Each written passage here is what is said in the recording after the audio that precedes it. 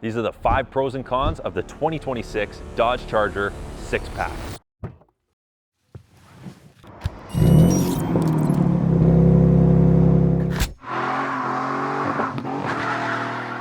So Dodge killed the Hemi, completely redesigned the Charger, and replaced the V8 with the 3-liter twin-turbo inline-six. And as you can imagine, that pissed off a lot of traditional Dodge fans. What the hell is even that? But here's the thing, the new Dodge Charger puts out 550 horsepower, does 0 to 60 in 3.9 seconds, and comes with standard all-wheel drive, and the best part is, you can switch it to rear-wheel drive when you want to have some fun. So the question is the new Charger better than the old Scat Pack, or did Dodge completely lose the plot on this one? Let's start with the cons.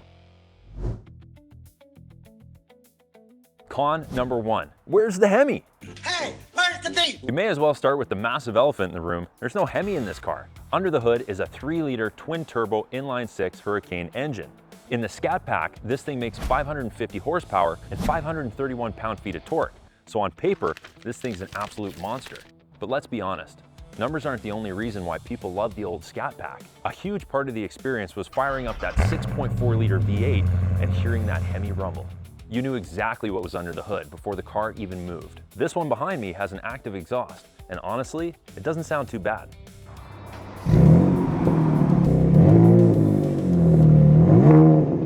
The reality is it doesn't sound like a Hemi. I don't care how much horsepower this thing makes, there are traditional Dodge buyers out there that'll just never get past the fact this doesn't come with a V8. For me personally, it doesn't make this a bad car, but it absolutely makes it a different kind of Scat Pack than what we're used to.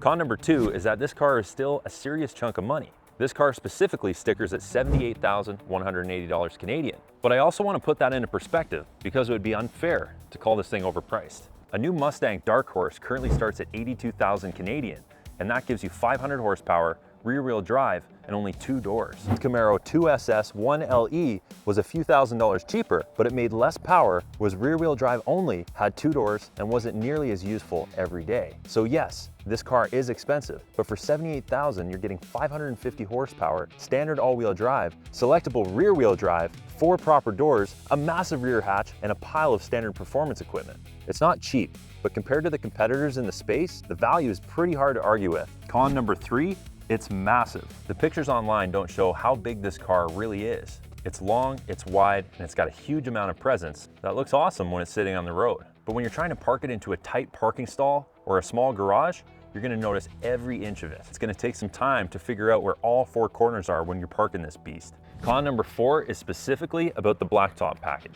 You get the 20x10 black noise wheels, blacked out badging, and black exhaust tips.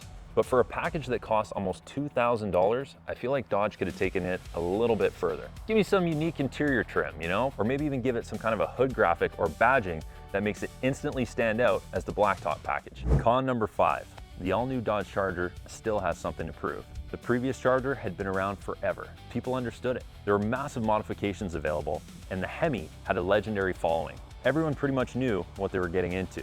This is a completely new car with a completely different personality. The Hurricane engine has been used in other vehicles, but this is a new platform, a new Charger, and the first time the engine has worn the Scat Pack name. Nobody today can honestly tell you how these cars are gonna age in 10 years, 100,000 kilometers, or years of people cranking up the boost. That doesn't mean the car is gonna be unreliable, but the old Charger had built a reputation, and this one is gonna have to earn it. So those are the 5 things I think you need to consider. But the more time you spend around this car, the more you realize that Dodge just didn't take a V6 and throw it into the old Charger. There are some seriously impressive features about this car that you need to know. Let's get into the pros. Pro number 1 is obvious. This thing is stupid fast. 550 horsepower, 531 pound-feet of torque, and Dodge says it'll hit 60 miles an hour in around 3.9 seconds. We're talking about a 4-door car that can carry your whole family, drive comfortably in the rain, and still run numbers that used to belong to the serious sports cars. The power delivery is also completely different from the old 392. The V8 needed some RPM before it really came alive. This builds boost, gets into the torque, and pulls extremely hard. It doesn't have the same sound or drama as the old V8, but it's absolutely not lacking in performance. Anyone that says this isn't a real Scat Pack just because it has 6 cylinders should actually drive one before they make that decision. Pro number 2, all-wheel drive when you need it and rear-wheel drive when you want it. Pro number 2 might be the biggest improvement for anyone who actually plans on driving this thing every day. It comes standard with all-wheel drive. I live on Vancouver Island. We get a lot of rain, cold weather, and the occasional dump of snow. Having 550 horsepower is great, but being able to actually put that power to the ground is even better. This gives you all-wheel drive when you need it, but Dodge didn't completely remove the fun. You can switch to rear-wheel drive mode and send all the power to the back. So you get the security of an all-wheel daily driver, but you can still use line lock, do a burnout, and have some fun in the right environment. That's a pretty awesome combination if you ask me. Pro number 3, this car is actually practical. Now, pro number 3 is something I don't think enough people are talking about. This is a legitimately practical performance car. This is the 4-door model, so getting kids, adults, or car seats into the back is super easy. But the best part is, what looks like a trunk is actually a full rear hatch for extra storage. You want to take it one step further, fold the rear seats down, and there is a ridiculous amount of room in the back. The previous 4-door Charger was already the most practical performance sports car. The new Charger takes that to a whole nother level. For someone that wants one car that can do it all, this layout makes a ton of sense.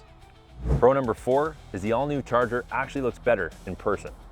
Pro number 4 is the exterior design. I'll be honest, when Dodge first showed this new body style, I wasn't totally sold on it.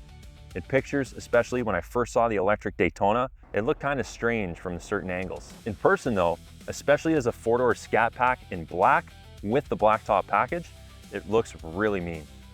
This is one of those cars that has significantly more presence in person than it does on a computer screen. Pro number 5 is it comes ready to go, right from the factory.